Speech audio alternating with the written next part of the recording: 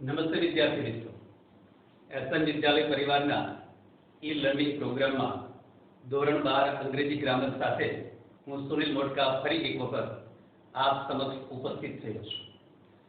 મિત્રો, પહેલા અને બીજા લેક્ચરમાં ચાલુ વર્તમાન કાળ અને ચાલુ ભૂતકાળ શીખ્યા. આજે આપણે પૂર્ણ વર્તમાન કાળ અને પૂર્ણ ભૂતકાળ શીખવા જવા છે. પહેલા આપ સર્વેને એક નાની ભલામણ કરવી છે. મિત્રો, કાળ તો બધા જ ભણવાના આવશે, પરંતુ તમને એક વાતની ચોક્કસ યાદ દેવડાવું, જે પહેલા જ લેક્ચરમાં મેં કરેલી, કે આપણા એસએન વિદ્યાલયના ધોરણ 10મા ધોરણના ગ્રામરના વિડીયો આપ જોજો. એમાં મેં સાદો વર્તમાન કાળ, સાદો ભૂતકાળ, સાદો ભવિષ્યકાળ અને સહાયકારક ક્રિયાપદની સાદી રચનાના એક્ટિવ અને પેસિવના વાક્યો શીખવાડ્યા છે. લગભગ 5 વિડીયો છે અને એ વિગતવાર બધા જ ટેન્સીસને તમારે બહુ જ શાંતિથી સમજવાના છે. એટલે વિનંતી કરીશ કે 10મા ધોરણના એ વિડીયોને આપ સમજવાની સાથે સાથે નોટ કરજો, એ જ વાક્યોની પ્રેક્ટિસ કરજો. એ જ વાક્યો આપણે 11 અને 12 બધા જ ધોરણમાં આવવાના છે. ગ્રામર બદલાવાનું જ નથી. જેટલી પ્રેક્ટિસ કરશું એટલો આપણને ફાયદો થશે, એમાં બેશક બેમત નથી. મિત્રો, આ વાતને દોરાવવાની હવે જરૂર નહીં પડે કે તમે 10મા ધોરણના વિડીયો જોયા કે નહીં જોયા. હું પ્રશ્ન કરીશ, પણ તમે તો સમજુ બાળકો છો. સમજદારને તો આ એક જ ઈશારો કાફી છે, અને ઈશારાને સમજજો. 4 વસ્તુ, વર્તમાન કાળ, ભૂતકાળ અને ભવિષ્યકાળ, ત્રણેયના સાદા કાળ અને સારી સહાયકારક ક્રિયાપદની રચના સાથે એક્ટિવ પેસિવના અઢળક વાક્યો 10મા ધોરણમાં જે વિડીયો છે એને પ્રેક્ટિસમાં લેજો, નોટ કરતા રહેજો. જેવી રીતે તમે 12મા ધોરણમાં નોટ કરો છો ને, એવી જ. એટલે આપણે એ 3 કાળ, સહાયકારક ક્રિયાપદની સાથે સાથે ચાલુ વર્તમાન કાળ અને ચાલુ ભૂતકાળ આટલું ભણી ગયા. હવે આજે પૂર્ણ વર્તમાન કાળ અને પૂર્ણ ભૂતકાળ બંને ભણવા છે. એક્ટિવ પેસિવમાં બંનેની રચના સરખી જ છે. માત્ર એની વ્યાખ્યા સમજી અને આગળ વધવાનો પ્રયાસ કરીશું.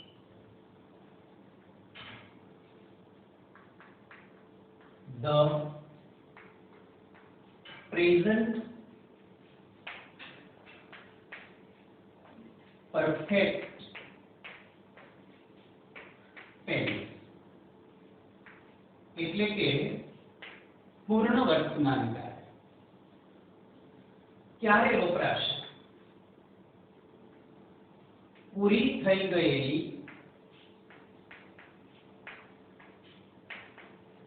ક્રિયાની અસર સૂચવવા પૂર્ણ વર્તમાન કાળ વપરાય છે. મિત્રો, જે ક્રિયા ચાલુ છે એના માટે ચાલુ વર્તમાન કાળ, પણ જે ક્રિયા પૂરી થઈ છે એના માટે સાદો ભૂતકાળ. પણ પૂરી થયેલી ક્રિયાની અસર ચાલુ હોય તો એના માટે પૂર્ણ વર્તમાન કાળ વપરાય છે. ઉદાહરણ તરીકે આપણે છેલ્લા 15 દિવસથી ઓનલાઈન વિડીયોના માધ્યમ થકી અભ્યાસ કરીએ છીએ. આમ તો એને પૂર્ણ ચાલુ વર્તમાન કાળમાં ગણવામાં આવે છે, પણ 15 દિવસ પહેલા મેં માનો કે કોઈ એક કાળ ભણાવ્યો, ક્રિયા પૂરી થઈ, અસર ચાલુ છે. ચાલુ વર્તમાન કાળ ભણ્યા, ક્રિયા પૂરી, પણ તમને યાદ છે ને, ચાલુ છે, અસર તો ચાલુ છે, ત્યારે પૂર્ણ વર્તમાન કાળ વપરાય. મેં હમણાં જ કોફી પીધી, મારી કોફી પીવાની ક્રિયા પૂરી થઈ ગઈ છે, પણ હજુ મારા માનસ પટ પર પેલો જે કોફીનો જે શ્વાસ છે, કોફીનો નશો નથી કહેતો, શ્વાસ કહું છું, કારણ કે એનાથી પણ મૂડ ઊભો થાય છે. એ છે એટલા માટે અસર છે, પૂર્ણ વર્તમાન કાળમાં વપરાય છે. મિત્રો, ક્રિયા પૂરી, અસર ચાલુ. તમે કોઈ પણ વિષયનો વિડિયો જોયો, ક્રિયા પૂરી થઈ ગઈ. પણ જો તમને વિડિયોની બધી જ વસ્તુ યાદ હોય તો એ પૂર્ણ વર્તમાન કાળમાં જ હોય છે. ક્રિયા પૂરી, અસર ચાલુ. એની રચના એક્ટિવ વોઇસમાં હેવ કે had plus past participle of the main verb એટલે કે મુખ્ય ક્રિયાપદનું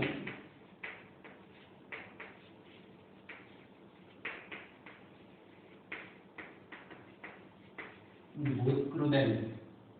જ્યારે પેસિવ વોઇસમાં હેવ કે હેડ પ્લસ બીન આ મુખ્ય ક્રિયાપદ છે એનું ભૂતકૃદન. મિત્રો આમાં એક વસ્તુની સરળતા, ચાલુ વર્તમાન કાળ, સાદા વર્તમાન કાળ, એમાં એક્ટિવ વાક્ય આપેલું હોય, પેસિવમાં ફેરવાનું હોય તો મૂળ રૂપને ભૂતકાળ, ભૂતકૃદન આ બધું જ જાણવું પડે. પણ અહીંયા તો એક્ટિવ વોઇસમાં ભૂતકૃદન થશે, પેસિવ વોઇસમાં ભૂતકૃદન થશે, એટલે આપણે ભૂતકૃદન શોધવા જવાની જરૂર નહીં પડે, પણ તૈયાર તો કરવા જ પડે. આ જ કાળ પૂછાય એવી તો ખાતરી હોતી નથી. સો હેવ કે હેડ પ્લસ મુખ્ય ક્રિયાપદનું ભૂતકૃદન રચના કેમાં? એક્ટિવ વોઇસમાં. જ્યારે પેસિવ વોઇસમાં શું થશે? હેવ પ્લસ બીન ભૂતકૃદન. હવે જેમ વર્તમાન કાળ અને ભૂતકાળમાં મેં ઓળખ સૂચક શબ્દો બેમાં આપ્યા, જે ચાલુ વર્તમાન કાળ અને ચાલુ ભૂતકાળ મળ્યા, એમાં આમાં પણ મળશે. જસ્ટ એટલે કે હમણાં જ, ઓલરેડી. ધ્યાનમાં રાખજો, આ ઓલ અને રેડી અલગ ન થઈ જાય અને ડબલ એલ ન આવવા જોઈએ. ક્યારનું, એવર, કદી, કદી, ક્યારેય, નેવર, કદી નહીં, યેટ, હજુ સુધી, રિસેન્ટલી,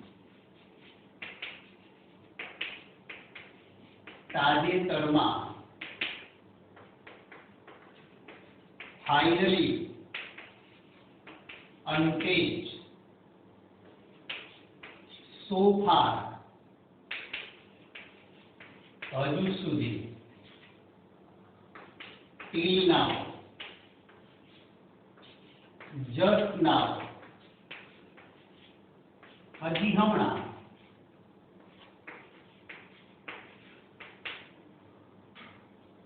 આવા શબ્દો જ્યારે વાક્યમાં હોય ત્યારે સમજવાનું કે આમાં આપણે પૂર્ણ વર્તમાન કાળની રચના વાપરવાની છે. મિત્રો હવે આ દરેકે દરેક વાક્યોને દરેકે દરેક શબ્દોને લઈ આ વાક્ય બનાવવાની રીતને ધ્યાનમાં લઈ વાક્ય બનાવવાનો પ્રયાસ એક્ટિવ વોઇસનો કરીશું અને પછી પેસિવ વોઇસમાં કન્વર્ટ કરીશું. ગુજરાતી લઈને સમજવાનો પ્રયાસ કરીશું. દરેકે દરેક કાળમાં એક વસ્તુ ધ્યાનમાં રાખીશું કે એક્ટિવ વોઇસ હશે એટલે વાક્યની શરૂઆત હંમેશા કર્તાથી થશે. પેસિવ વોઇસ હશે તો વાક્યની શરૂઆત હંમેશા કર્મથી થશે. આ બાબત એક સત્ય જેવી છે. એટલે વાક્ય બનાવવાની રીત જોઈએ એક્ટિવ વોઇસમાં તો પહેલા કર્તા આવશે.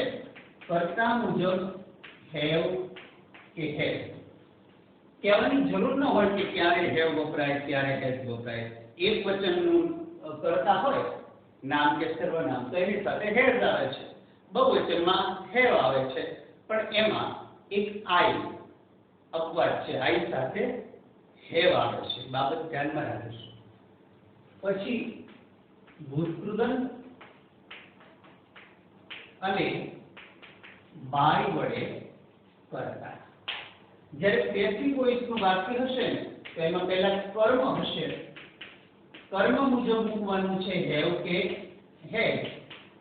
બીન ભૂતકૃદન વચ્ચે કોઈ શબ્દ જોડાયેલો આવવો જોઈએ નહીં. કોઈ પણ શબ્દ આપેલા હોય હેવેટ પછી તો અહીંયા પણ હેવેટ પછી જ મૂકવાના છે. બીન પછી એક પણ શબ્દ હોવો જોઈએ નહીં. અહીંયા વિદ્યાર્થીઓ ઉતાવળમાં થોડી ક્યારેક ભૂલ કરતા હોય છે. મેં એટલા માટે આ બધા શબ્દોને જુદા પાડવા માટે પ્લસ પ્લસ મૂક્યું છે, પણ બિન અને ભૂતકૃદંતની વચ્ચે નથી મૂક્યું. એટલે સમજી લેવાનું કે એમાં પ્લસ પણ નથી આવતું, જુદું નથી પાડી શકતા. માફ કરજો, અહીંયા આપણે કર્મ મૂકવાનો છે અને અહીંયા બાય વડે કર્તા મૂકવાનો છે. અહીંયા બાય વડે કર્તા, ઉપરનું વાક્ય એક્ટિવ એટલું છે એટલે વાક્યની શરૂઆતમાં કર્તા અને વાક્યાંતે કર્મ. હવે અન્ય શબ્દોની વાત છે. અહીંયા જે લખેલા છે એ સિવાયના પણ શબ્દો હોય તો એક બાબત નોંધવાની કે જો વાક્યની શરૂઆતમાં અન્ય શબ્દો હોય તો શરૂઆતમાં મૂકવા. કર્તા અને હેવે પછી, કર્તા પછી તો હેવે જ આવવાનું છે. ક્યારેક અમુક શબ્દો હેવે પછી હોય તો હેવે પછી જ મૂકવાના. બિન અને ભૂતકૃદંતને અલગ પાડવાના નથી. વાક્યની અંતે હોય તો બે બાબત ધ્યાનમાં રાખીશું. એક, જો આ સમયદર્શક અન્ય શબ્દો વાક્યની અંતે હોય તો એને બાય વડે કર્તા જોડીએ એના પછી મુકાય. બાકીના અન્ય શબ્દોને બાય વડે કર્તા જોડીએ એની પહેલા મૂકવાના છે. આ દરેકે દરેક આપણે શબ્દોને લઈ અને સમજવાનો પ્રયાસ કરીએ. મેં હમણાં જ ચા પીધી. હમણાં જ એટલે કે જસ્ટ. આ કેટલેક અંશે હજી હમણાં ચા પીધી તો ત્યારે ટીલ નાવ, જસ્ટ નાવ આવા શબ્દનો ઉપયોગ થઈ શકે, પણ એની જગ્યાએ અત્યારે આપણે જસ્ટને જ યાદ રાખીશું. અને જસ્ટને હેવે પ્લસ મુખ્ય ક્રિયાપદનું ભૂતકૃદંત છે એની વચ્ચે મુકાય છે. કર્તા કયો થયો? મેં, એટલે કે આઈ હેવ, અને પછી મૂકવાનો જસ્ટ. જસ્ટ વાક્યની શરૂઆતમાં આપણે નહીં મૂકવાનો, વાક્યની અંતે નહીં મૂકવાનો, હેવે ભૂતકૃદંતની વચ્ચે. જ્યારે પીધી એ મુખ્ય ક્રિયાપદ છે તો ડ્રિંક નું ભૂતકૃદંત થશે ડ્રંક. શું પીધું? તો કે T. Full stop. I have just drunk T. હવે એને પેસિવ વોઇસમાં કન્વર્ટ કરીએ તો કર્મ કયો છે? ટી. વાક્યની શરૂઆતમાં પહેલા શબ્દનો પહેલો અક્ષર કેપિટલ થશે. ટી સાથે હેરેઝમાંથી શું આવશે? હેર. એક વચન છે એટલા માટે. અહીંયા હમણાં વાત કરી કે એક વચનમાં આઈ એક જ એવો છે જેની સાથે હેવ આવે છે.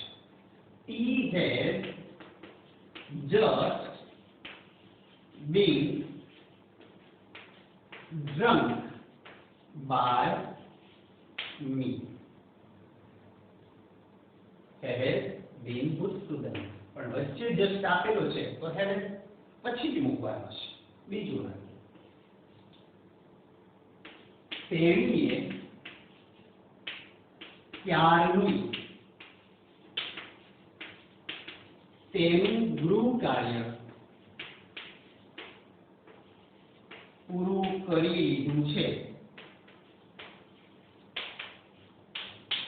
ગૃહ કાર્ય પૂરું કરવાની ક્રિયા પૂરી થઈ ગઈ છે, અસર ચાલુ છે, સામે જ છે એની નોટમાં. બરાબર? તો તેણી માટે શું વાપરશું? she. has ઓલરેડી પણ હેરેસ પછી જ મુકાશે.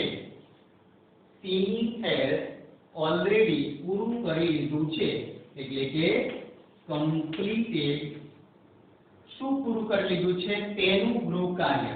એટલે તેનું પોતાનું છે તો તેની કર્મ વિભક્તિ વાપરવી પડશે, her homework. કર્તા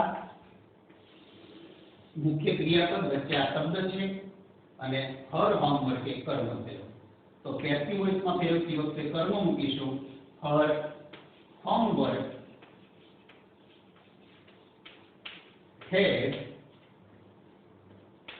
already been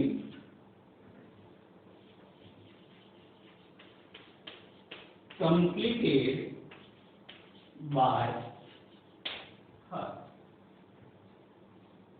મિત્રો, આ બે શબ્દો ભણ્યા, હજુ બધા શબ્દો ભણવા છે પણ ફરી એક વખત જસ્ટ અને ઓલરેડી નું વાક્યમાં સ્થાન ક્યાં?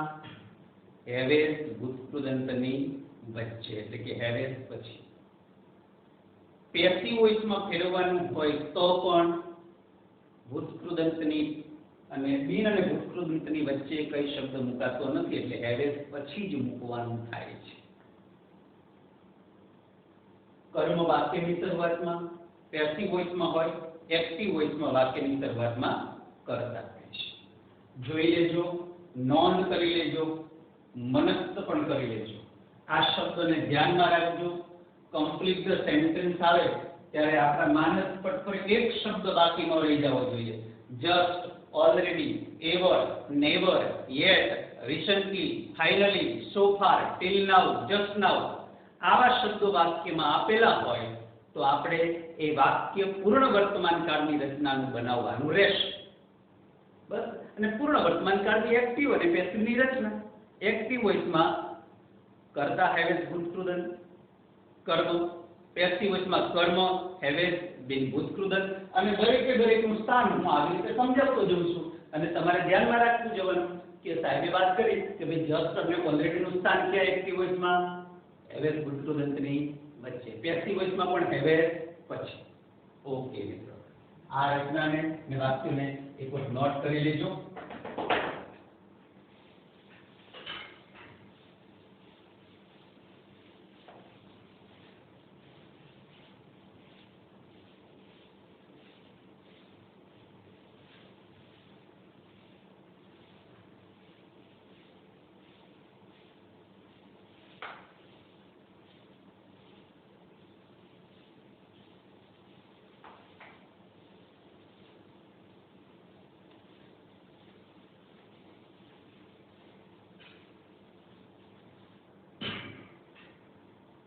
પછીનું વાક્ય જસ્ટ, ઓલરેડી, પછી કયો શબ્દ આવ્યો? એવર.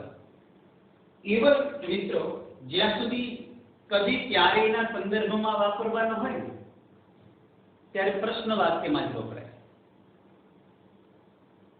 કદી નહીં, નકારાત્મક સંદર્ભ આવે એટલે નેવર વાપરવાનો છે, એ વિધાન વાક્યમાં વાપરી શકાય. પણ જ્યાં સુધી હકાર વાક્યને સંબંધ છે અને એમાં એવર શબ્દનો ઉપયોગ કરવાનો હોય ત્યારે માત્ર પ્રશ્ન વાક્ય પૂરતું મર્યાદિત રાખીશું. શું તમે કદી તાજમહલ જોયો છે? તો શું એટલે કે અહીંયા વોટ શબ્દનો ઉલ્લેખ નથી કરવાનો, તો સાદો પ્રશ્ન પૂછવા માટે વપરાયો છે. કર્મ છે તાજમહલ, એટલે સાદા પ્રશ્નાર્થમાં વાક્યની શરૂઆતમાં હેવ કે હેડ આવશે, કર્તા આધારે મૂકવાનું છે. તમે એટલે કે યુ, યુ સાથે આવશે હેવ, હેવ યુ. અહીંયા એવર શબ્દનો ઉપયોગ ભૂતકૃદંતની પહેલા એટલે કે કર્તા અને ભૂતકૃદંતની વચ્ચે થાય. કારણ કે હેવ વાક્યની શરૂઆતમાં આવી ગયું પ્રશ્ન વાક્ય બનાવવા માટે, અન્યથા તો હેવ ભૂતકૃદંતની વચ્ચે જ છે. હેવ યુ એવર સીન શું ધ તાજમહલ? જ્યારે પેસિવ વોઇસમાં ફેરવવાનું છે તો પ્રશ્ન વાક્યમાં જ ફેરવવાનું છે. તો તાજમહલ કર્મ છે, યુ કર્તા છે, હેવ ભૂતકૃદંત કર્મ ક્રિયાપદ છે અને તાજમહલ કર્મ છે. તો તાજમહલને આગળ લાવીએ તો તાજમહલ સાથે હેવેજ માંથી શું આવશે? હેડ, હેડ ધ તાજમહલ. હવે અહીંયા એવર આવ્યું ને, તો એવર મૂકી દેશું કારણ કે બિન અને ભૂતકૃદંતની વચ્ચે એક પણ શબ્દ મૂકવાનો નથી. એવર બીન સીન કોના દ્વારા? By you. ફરી એક વખત સમજાવું. અહીંયા એક્ટિવ વોઇસમાં કર્તાને પ્રાધાન્ય છે એટલે એની સાથે હેવ આવ્યું અને હેવને વાક્યની શરૂઆતમાં મૂકવાથી વાક્ય પ્રશ્ન બને અને આપણે આ વાક્ય પ્રશ્ન છે. એવરનું સ્થાન પ્રશ્ન વાક્યમાં કર્તા અને ભૂતકૃદંતની વચ્ચે જ હોય અને વાક્ય અંત્યમાં કર્મ આવવાનું છે. પેસિવ વોઇસમાં કર્મ વાક્યની શરૂઆતમાં આવશે એટલે કર્મ કયું થયું? ધ તાજમહલ. પણ વાક્ય પ્રશ્નાર્થ છે તો હેવ એઝ પહેલા મૂકવું પડશે, તો તાજમહલ સાથે હેઝ આવ્યું તો હેઝ કર્મ. પછી અન્ય શબ્દ વચ્ચે છે તો આપણે વચ્ચે મૂકવાનો છે, પણ બીન અને ભૂતકૃદંતની વચ્ચે એક પણ શબ્દ આવશે નહીં. બાય. ચલો આવું જે પ્રશ્ન વાક્ય વિશેષ સમજીએ. Have you ever read the novel? શું તમે ક્યારે નવલકથા વાંચી છે? તો યુ કર્તા તરીકે છે હેવ આવ્યું, એવર અન્ય શબ્દ છે, સમયદર્શક, રીડ ભૂતકૃદંત છે અને ધ નોવેલ એ કર્મ છે. કેને આગળ લાવીશું? કર્મને. નોવેલ એકવચનમાં છે એટલે આવશે has the novel ever, મુખ્ય ક્રિયાપદ છે તો been read by you. પછીનું હવે મિત્રો ગુજરાતીમાંથી અંગ્રેજી કરતા એના બેટર છે ઇંગ્લિશ ટુ ઇંગ્લિશ જ સમજવાનો પ્રયાસ કરશું અને ગુજરાતીમાં બોલીશ. I have never cheated my friend. I have never cheated my friends. मैं મારા મિત્રોને કદી ચીટ એટલે કે છેતર્યા નથી. I કરતા છે, have અને ભૂતકૃદંતની વચ્ચે આવ્યું નેવર અને my friend એ કર્મ છે. તો કર્મ તરીકે my friends બહુવચન છે ને આવશે have. never cheated by you. પછીનું વાક્ય જેવી રીતે એવર પ્રશ્નમાં આવે છે તો yet શબ્દને પણ ધ્યાનમાં રાખવા જેવો છે. yet એટલે હજુ સુધી. તો આ જે હજુ સુધી છે ને એ વિધાન વાક્યમાં હકારાત્મકમાં તો ક્યારેય વપરાશે નહીં.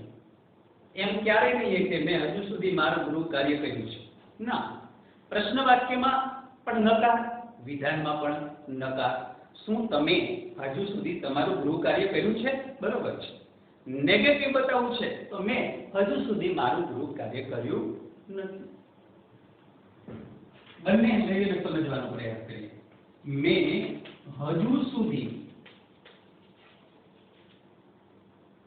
મારું ગૃહ કાર્ય કર્યું નથી. અને yet નું સ્થાન મિત્રો હેવેસ ભૂતકૃદંતની વચ્ચે આવશે, વાક્યની અંતે આવશે. પણ હું તમને એક સલાહ આપું છું કે આપણે yet ને વાક્યની અંતે મૂકવાનું. શા માટે સમજો. મેં એટલે કે I સાથે આવશે have. કર્યું નથી એટલે કે નકારાત્મક મૂકવાનું છે. I have not done.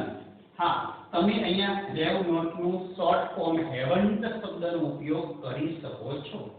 I haven't done my homework. વાક્યની અંતે yes. અહીંયા આવી શકે છે, પણ હવે પ્રશ્ન એ થાય કે have પછી not મૂકવું કે have પછી yes મૂકવું. જો એ લોકો પરીક્ષામાં yes ને મૂકી દે વચ્ચે તો આપણે જોઈ લેવાનું કે એનું સ્થાન ક્યાં છે. તો એનું સ્થાન એવી રીતે જ રાખવાનું. ક્યાં હશે? I have not yet done my homework. થોડુંક આપણને દોડ લાગશે સમજવામાં. તો have is not ને ભેગું રાખવાનું અને પછી yes રજૂ કરવાનું. પેસિવ વોઇસમાં. ઓકે, પણ અત્યારે તો વાક્યની અંતે છે અને આપણે અંતે જ યાદ રાખવાનું. My homework મહત્તમ વાક્યને અંતે જશે. has not been અને ભૂતકૃદંત જોડે been done by કોના દ્વારા હોમવર્ક નથી થયું? me અને yes. ઓકે, હવે રિસેન્ટલી તાજેતરમાં we have bought a new house. તાજેતરમાં અમે નવું ઘર ખરીદ્યું. રિસન્ટલી અન્ય શબ્દ છે, ક્યાં મૂક્યો મેં? વાક્યની શરૂઆતમાં. હવે પછી પણ મુકાય, મહત્તમ વાક્યની શરૂઆતમાં આવે છે. તો અન્ય શબ્દ વાક્યની શરૂઆતમાં આવે તો આપણે વાક્યની શરૂઆતમાં જ મૂકવાના છે. રિસન્ટલી પછી જોશું વી કરતા હવે ભૂતપૂર્વ તેની રચના અને એ ન્યૂ હાઉસ એ કર્મ છે, તો અ ન્યૂ હાઉસ એની સાથે આવશે has been bought. કોના દ્વારા? by us. કર્મને પહેલા લાવશું. કર્મ કયો થયો? a new house. એની સાથે આવશે has. રચના ભૂલવાની નથી. have been ભૂતકૃદન.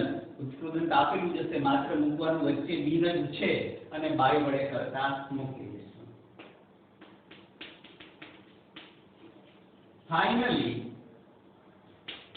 our team has won the match. Finally, our team has won the match. તો finally અમે શબ્દ વાક્યની શરૂઆતમાં મૂકેલો છે. Finally, કર્મ કયો છે?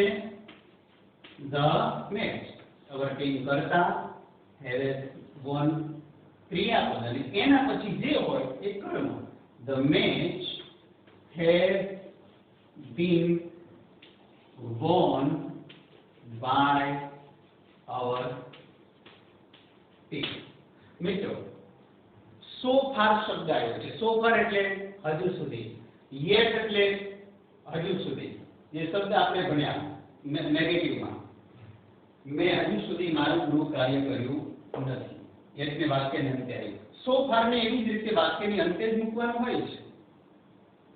just now અને till now એની જગ્યાએ આપણે નેચરલી just નો ઉપયોગ કરી અને વાક્ય બનાવવાનું, બરાબર? અને એનું સ્થાન પણ વાક્યની અંતે પણ હોઈ શકે અને હેડ ભૂતકૃદંતની વચ્ચે હોય. જ્યાં હોય ત્યાં આપણે એને રજૂ કરવાનું. અંતે હોય તો અંતે, હેડ ભૂતકૃદંતની વચ્ચે હોય તો હેડ પછી જ પેસિવ વોઇસમાં મૂકવાનું. ફરી મિત્રો યાદ દેવડાવો, તમે સાદો વર્તમાનકાળ જે મેં ભણાવ્યો 10મા ધોરણનો વિડિયો જોશો એટલે એ જે વિસ્તારપૂર્વક ભણાવ્યો છે. 12મા ધોરણનો ચાલુ વર્તમાનકાળ એ પણ બહુ જ વિસ્તારપૂર્વક ભણાવ્યો છે. ત્યાં એકડ એકથી માહિતી આપી છે. બધી જ માહિતી જો આપણે બધા જ કાળમાં એવી વિગતવાર આપવા જશું તો બહુ વાર લાગશે મિત્રો.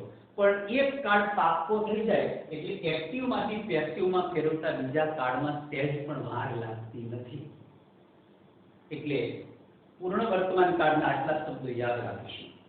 Just, already, ever, never, yet, recently, finally, so far, till now, just now. આવા શબ્દો હોય તો વાક્ય પૂર્ણ વર્તમાન કાળનું બનાવવાનું. એની રચના એક્ટિવ વોઇસનું વાક્ય હોય તો હેવેઝ પ્લસ ભૂતકૃદન અને પેસિવ વોઇસમાં હેવેઝ પ્લસ બીન પ્લસ ભૂતકૃદન. મિત્રો, એક બહુ સરસ મજાની ઇન્ફોર્મેશન આપવા જઈ રહ્યો છું. એક પહેલા just, already, ever, never, yet, recently, finally આ શબ્દો સાથેના એક દરેકના વાક્ય અને એ વાક્યને પેસિવ વોઇસમાં કન્વર્ટ કરી નાખીએ. થોડો સમય વિડિયો પોઝ કરીએ. તમે તમારું કામ પ્રારંભ કરો મિત્રો. વિડિયો થાય છે બહુ.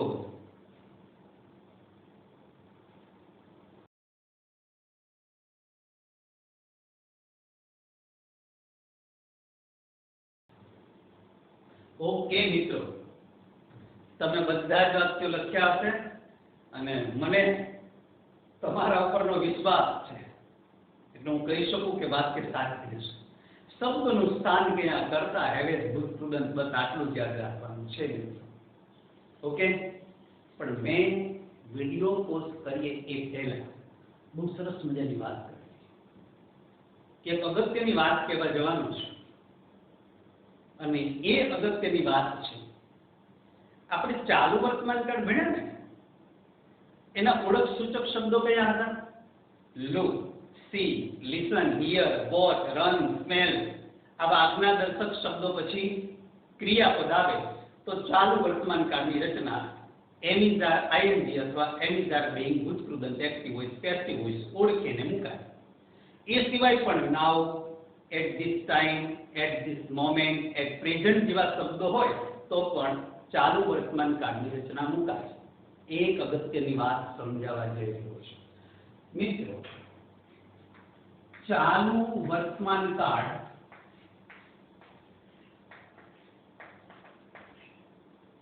ઓળખ સૂચક સમયદર્શક શબ્દો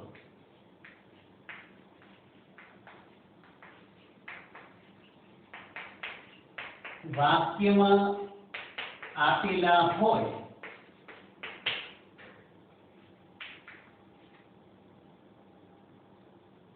પરંતુ મુખ્ય ક્રિયાપદ તરીકે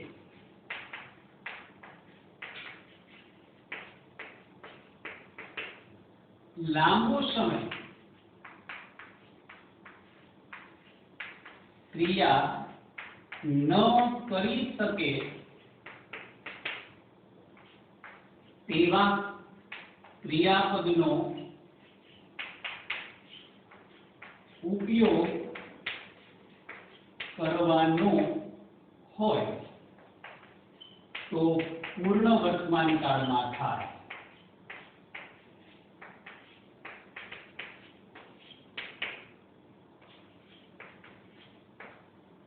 સરસ મજાની બાબત છે મિત્રો. બહુ ભૂલ થાય છે કે લુક, સી, લિસન, વોચ આપી દીધું એટલે સીધું આપણે એમિઝાર આઈએનજી મૂકી દઈએ છીએ. નહીં, અટકો, વિચારો કે આ ક્રિયાપદ તો મહત્તમ હું તમને એ ક્રિયાપદો લખીને સમજાવું.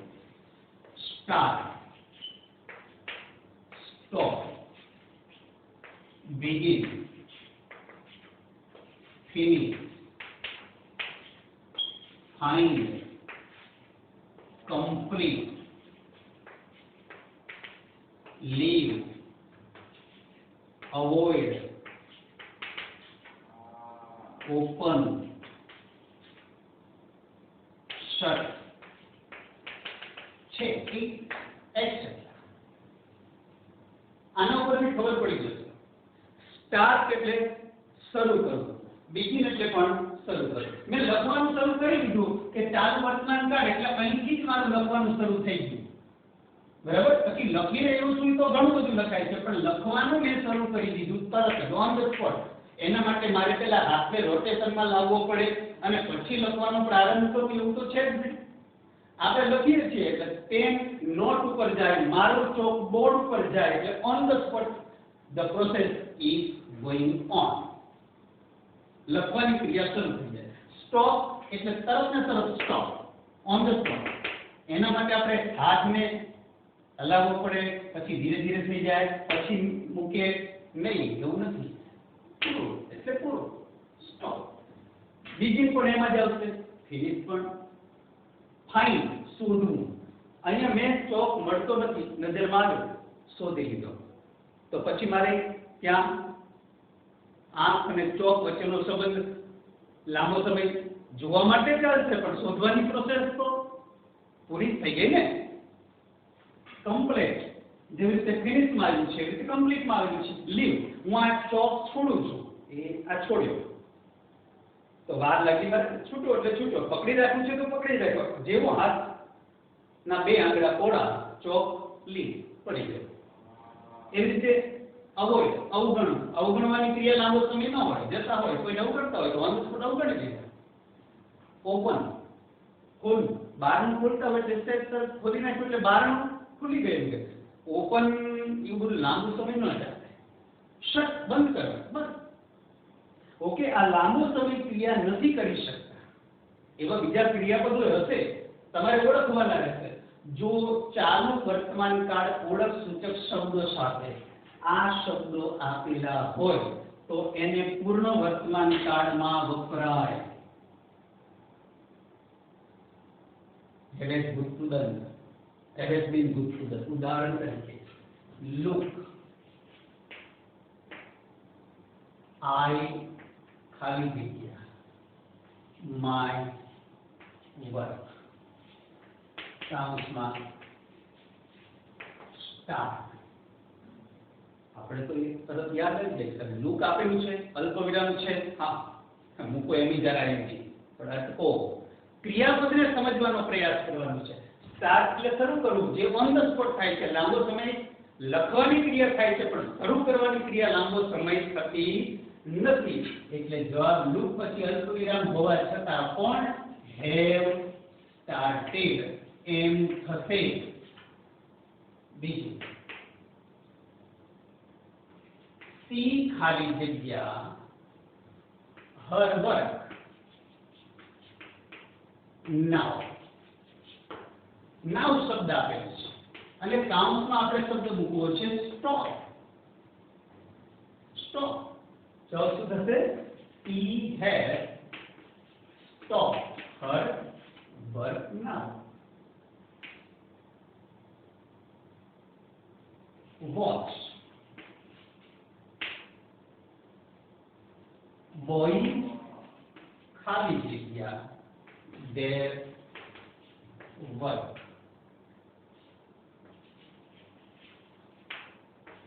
એમાં પણ આપણે કમ્પ્લીટ શબ્દનો ઉપયોગ કરીએ. વોચ બોયઝ ખાલી જગ્યા their work complete. છોકરાઓ એનું કામ પૂરું કરી લીધું છે. જુઓ have complete.